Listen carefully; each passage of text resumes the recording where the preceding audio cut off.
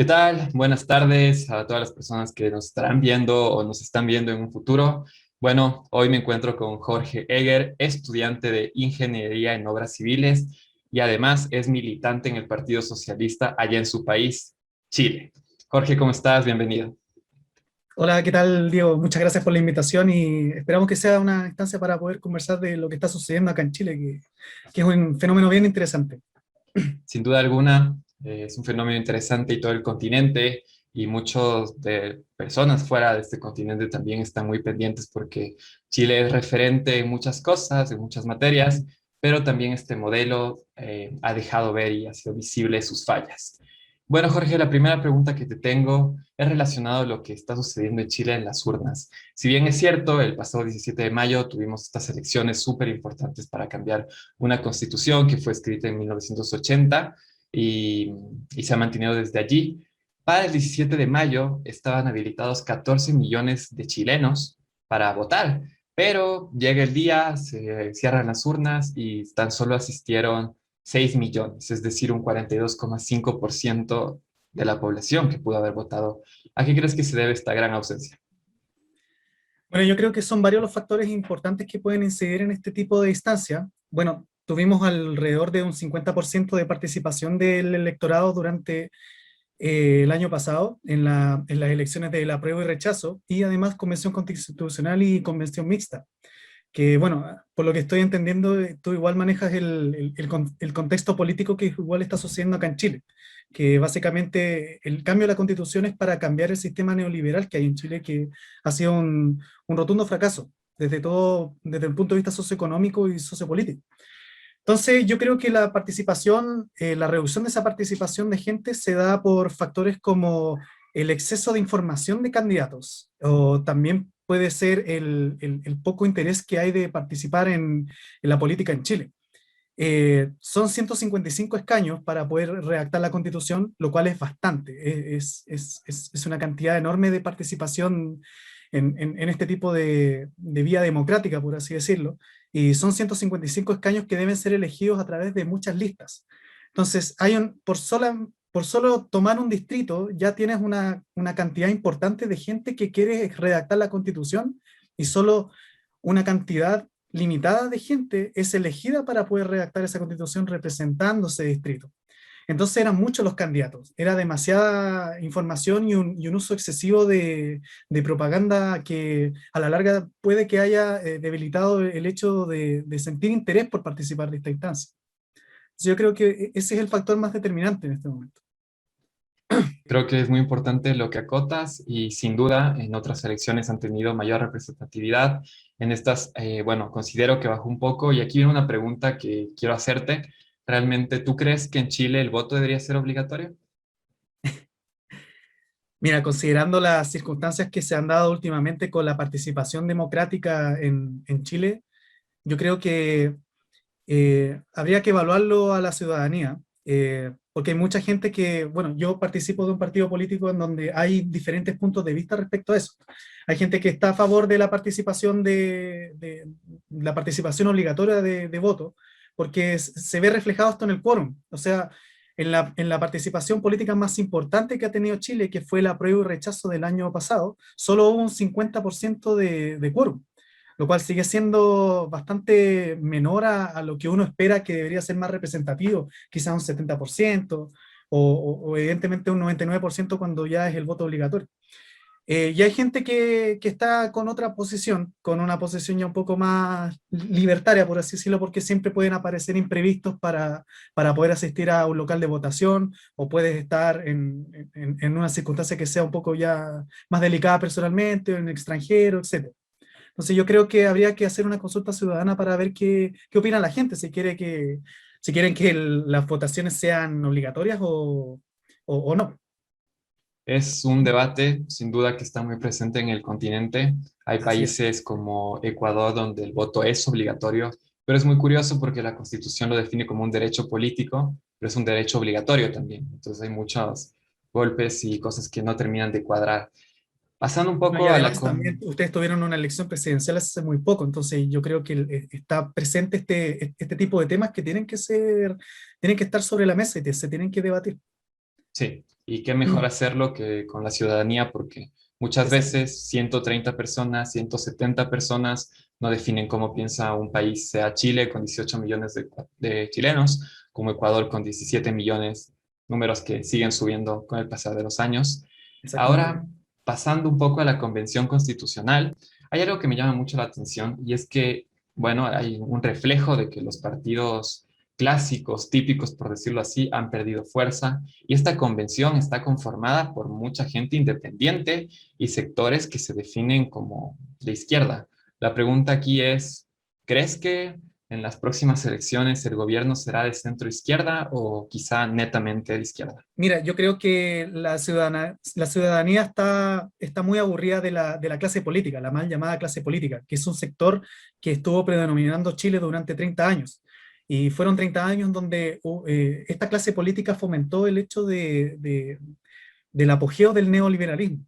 Y el neoliberalismo, el gran fracaso que tuvo ese sistema político, el sistema económico y político, fueron tres ejes que yo creo que son fundamentales. El tema de las pensiones, que en este momento son un tema muy delicado en Chile y que la clase política está muy al debe.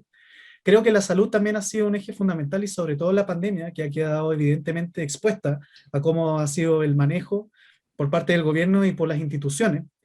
Y tercero, creo que tiene que ser el derecho a la vivienda, sobre todo con la situación que se está dando con las inmigraciones en Chile, con el tema de la pandemia también, que ha dejado expuesto la verdadera cara económica de Chile. Entonces, ese tipo de factores, ese tipo de conjuntos dieron paso a que la ciudadanía ya estaba aburrida de esa clase política y que era necesario que la Carta Magna, que es la Constitución, deba ser escrita por gente que no pertenece a esta clase política.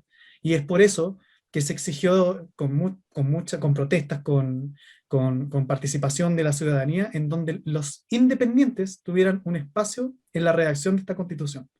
Entonces, bueno, al suceder este tipo de instancias, lo que tratan de hacer los partidos políticos, tanto los tradicionales como los nuevos, es que al momento de conformar las listas, ellos asignen un cupo a un independiente y que también le den cabida a este tipo de movimientos sociales que no necesariamente son políticos.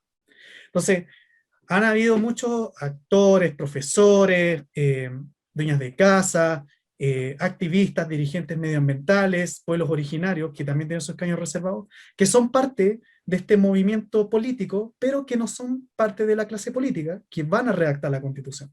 Entonces, ha sido un fenómeno muy interesante y eso da también paso a que hay una tremenda cantidad de independientes elegidos el fin de semana anterior para redactar la Constitución durante este proceso que viene ahora. Entonces, ha sido un fenómeno bastante interesante que yo creo que ha llamado mucho la atención y además que ha roto todos los pronósticos políticos, porque uno tiende a pensar que, claro, quizás el partido que tenga una mayor cantidad de militantes vaya a tener una mayor representación también en esta circunstancia política que es redactar la Constitución, pero se dio contra todo pronóstico. Aparecieron fuerzas políticas que no tenían mayoría en su momento, eh, y además también se les dio un espacio a lo que son los independientes, que era algo que no se esperaba. Entonces, ese tipo de factores creo que dieron paso a un fenómeno bastante interesante a nivel nacional. Sin duda alguna, algo muy importante que sucede en nuestro continente es que es un péndulo. Muchas veces estamos a la derecha, volvemos a la izquierda. Algunos gobiernos duran más que otros, De como lo verdad, sí. sabemos. Y bueno, con lo que está pasando en Perú, lo que está pasando en Bolivia, en Ecuador, lo que pasará en Colombia, lo que pasará en Chile, pues también con la salida del presidente de Brasil en poco tiempo, veremos Exacto. a qué dirección del péndulo nos dirigimos. Hay algo que ha sido muy mediático y titular en varios medios digitales y de comunicación, incluso aquí en Ecuador, y es que Chile ha logrado una paridad de género increíble al momento de estas últimas elecciones. 77 mujeres y 78 hombres. Estamos hablando de prácticamente lo mismo. ¿Tú atribuyes esta paridad de género al movimiento feminista o cómo crees que se llegó a lograr este objeto? Absolutamente. El hecho de tener los escaños reservados para una constitución paritaria ha sido fundamental el hecho de tener movimientos feministas durante tantos años. y además tener representantes del movimiento, de los movimientos políticos que sean feministas. Entonces, yo creo que el impulso ha sido fundamental, el impulso social ha sido fundamental para poder tener una constitución paritaria y que es la primera constitución paritaria en el mundo, que va a ser redactada tanto por hombres como por mujeres. Entonces, bueno, también es importante la participación de mujeres en, en posiciones políticas importantes y en la toma de decisiones. Creo que ellas pueden integrar ciertos puntos de vista políticos que los hombres no tenemos y tienen una experiencia de vida muy diferente a la que los hombres hemos tenido durante la historia de la humanidad, que pueden ser un aporte realmente trascendental en la Constitución. Con el solo hecho de hablar de la igualdad de sueldos, con la igualdad de derechos sociales, con la igualdad de derechos sexual. Entonces, hay un conjunto de factores que también dieron paso a este tipo de instancia política que han sido también problemáticas actuales de este Chile. Entonces yo creo que, ha sido fundamental el hecho de la participación femenina en los movimientos políticos para poder tener una constitución que sea igualitaria. Considero que es algo que los otros países deberíamos comenzar a replicar. Hablo por mi país, donde muchas veces las personas acceden a poner en puestos de confianza a mujeres simplemente por presión de los medios o presión de colectivos, cuando debería ser así desde el principio, porque las mujeres están muy capacitadas también para ejercer cargos de poder y sobre todo de responsabilidad. Algo que sucede en nuestro continente no es de asombrarse lo que pasó en Colombia, pasó aquí también en 2019, pasó también en Chile hasta hace poco, y son estos estallidos sociales y esto deja muertos. Sabemos que en Chile hay 36 muertos según cifras oficiales, no sabemos qué tan ciertas sean tampoco porque muchas veces se llegan a manipular también estas cifras por conveniencia. ¿Y tú crees que la nueva constitución calmará el descontento social o qué le falta al gobierno de Chile, a las políticas de Chile para que la situación mejore allá? Muy interesante tu pregunta. Yo creo que el hecho de cambiar la constitución de la dictadura va a calmar un cierto sector social de Chile, porque hay otro sector social que insiste en el cambio de gobierno actual. Yo creo que el gran descontento durante el estallido social que tuvo Chile durante el 2019 fue por por las constantes provocaciones que tuvimos desde el gobierno. Aparecieron ministros diciendo que si querían ahorrarse un pasaje de metro para poder ir a trabajar más temprano, que simplemente se levanten más temprano para tener un descuento en ese viaje. Hubo una acumulación de burlas desde parte del gobierno para que terminaron detonando este estallido.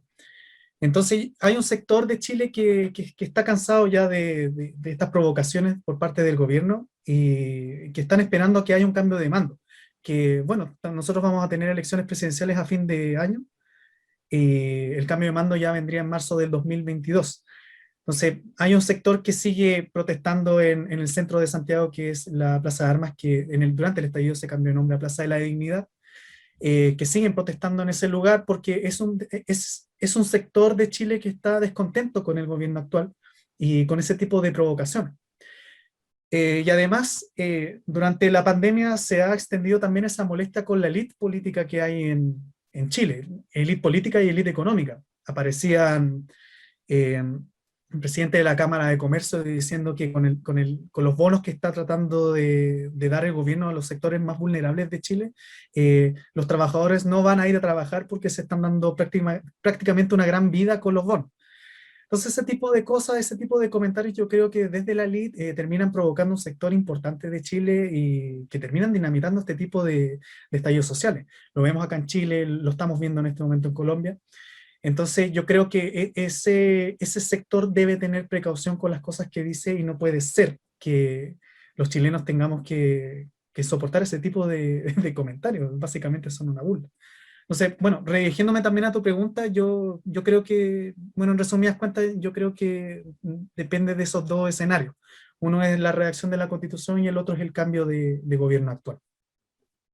Correcto, yo creo que el nuevo gobierno que se posiciona en menos de un año tendrá una oportunidad justamente para, bueno, llamar un poco más a la conciencia ciudadana, a participar más en la política, a unirse y sobre todo a trabajar en materias que este gobierno, por decirlo así, ha quedado debiendo y ha puesto la vara y ha dejado un poco, la ha dejado abajo. Así Hay es. algo que pasó en Chile y es súper importante porque pasó en Bolivia, ha pasado en Ecuador y es que estos países se consideran plurinacionales, donde las personas indígenas de estos pueblos tienen igual de derechos y gozan de la misma libertad de estos. 17 escaños reservados para los pueblos indígenas en la redacción de esta nueva constitución. ¿Qué tan importante es esto para la política de Chile ahora? Bueno, muy importante en el sentido de que Chile ha sido un estado que no ha brindado el reconocimiento a los pueblos originarios en Chile y sobre todo con su participación en los movimientos sociales. Eh, Efectivamente, la Constitución tiene escaños reservados, cupos reservados para poder redactar la Constitución y me tocó participar de eso en el conteo de elecciones, ver cómo fue ese proceso y cómo la gente también adhiere a que los pueblos indígenas tengan representación en este país.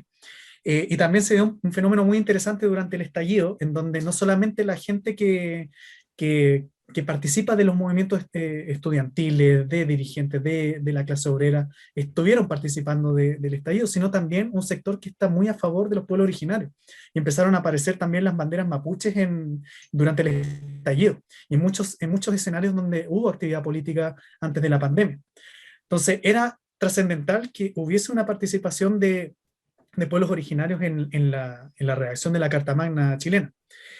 Y es ahí donde también se tiene que analizar qué candidatos fueron los elegidos. Yo creo que, a mi opinión personal, la persona más importante elegida para redactar la Constitución desde el punto de vista de pueblos originarios ha sido la Machi Linconao, que es una candidata mapuche que tuvo una gran polémica en su momento con defender sus territorios en la región de la Araucanía, donde tuvo que batallar con el Estado de Chile en un juicio, en una corte, y la terminó ganando. Por primera vez en la historia de Chile, una lucha de pueblo originario gana en favor de su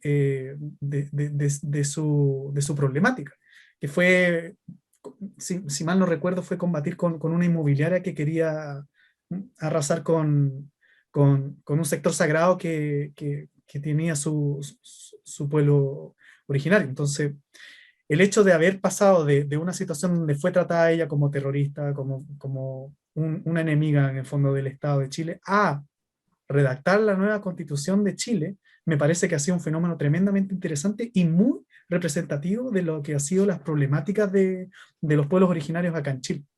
Entonces, bueno, ese es un ejemplo de una de las candidatas que va a representar a los pueblos originarios en Chile, y así también hay muchos otros y otras candidatas más que van a participar en la redacción de esta Carta Magna, ya sea de norte a sur. Chile tiene una cantidad bastante grande de pueblos originarios.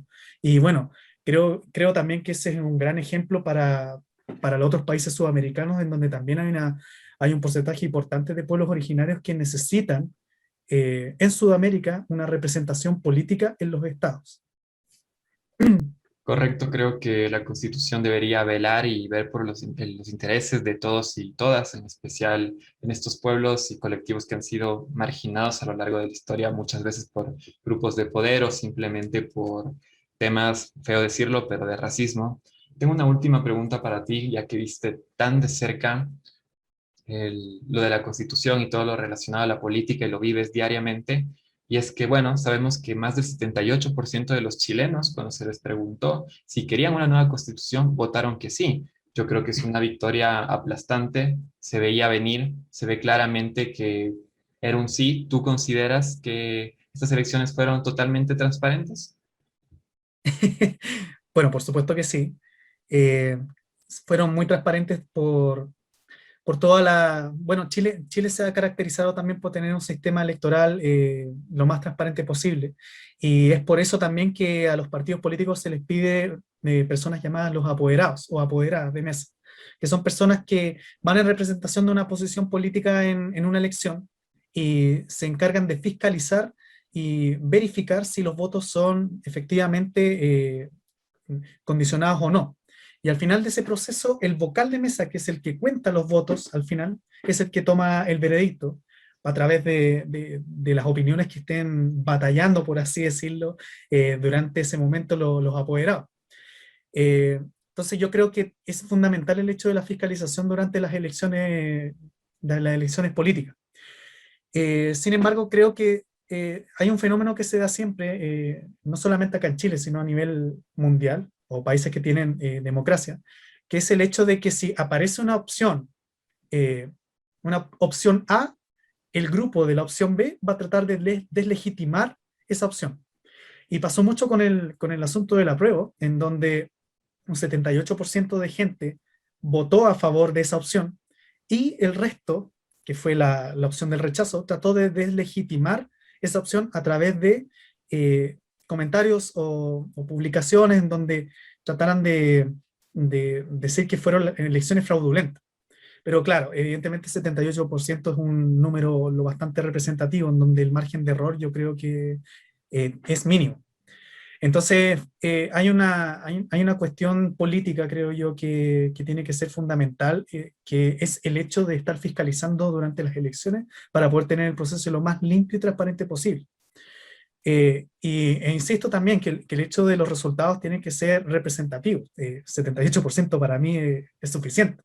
Es suficiente que hay un Chile que quiere cambiar la constitución de la dictadura y que necesitamos un progreso democrático para poder proyectar un país mucho mejor a largo plazo.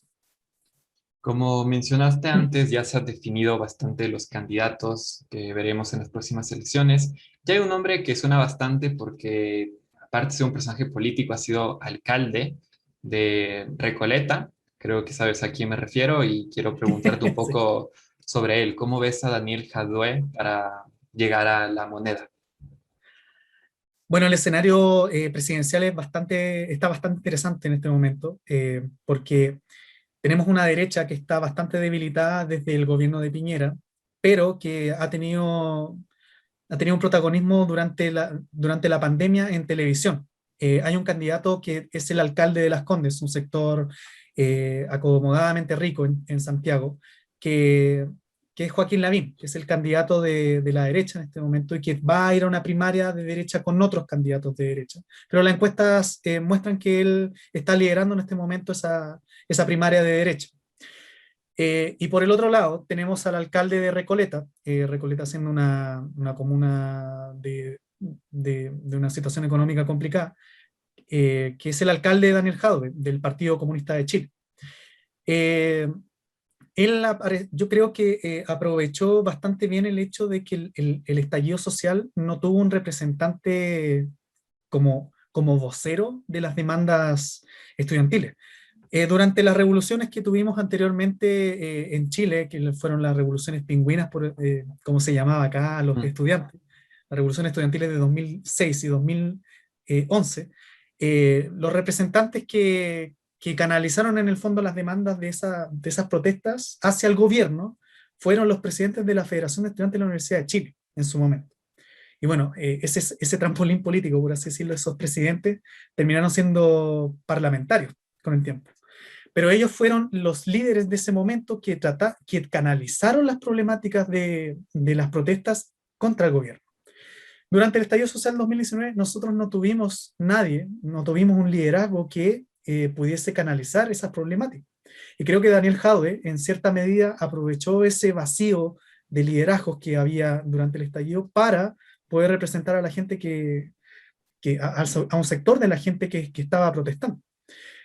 Sin embargo, bueno, yo soy militante del Partido Socialista de Chile y tenemos nuestra candidata también a la presidencia, que el día de hoy, bueno, el día de hoy se cerraba la inscripción de las primarias oficiales, tanto de la derecha como de la izquierda. Y en la izquierda había una cantidad muy importante de candidatos de la centroizquierda que el día de hoy bajaron sus candidaturas para apoyar a la candidata del Partido Socialista, Paula Narváez, que es una persona que fue ministra de Estado del gobierno de Michelle Bachelet, estuvo trabajando en ONU Mujeres, eh, ya tuvo un paso por la moneda y yo creo que es en la balanza de currículum político, creo que eso pesa mucho más que ser un alcalde. Y por otra parte, también hay un sector de una izquierda ya más alejada de la centroizquierda, que es una izquierda más radical, que son los sectores de Frente Amplio y el Partido Comunista. Frente Amplio tiene su candidato también en este momento, que es Gabriel Boric.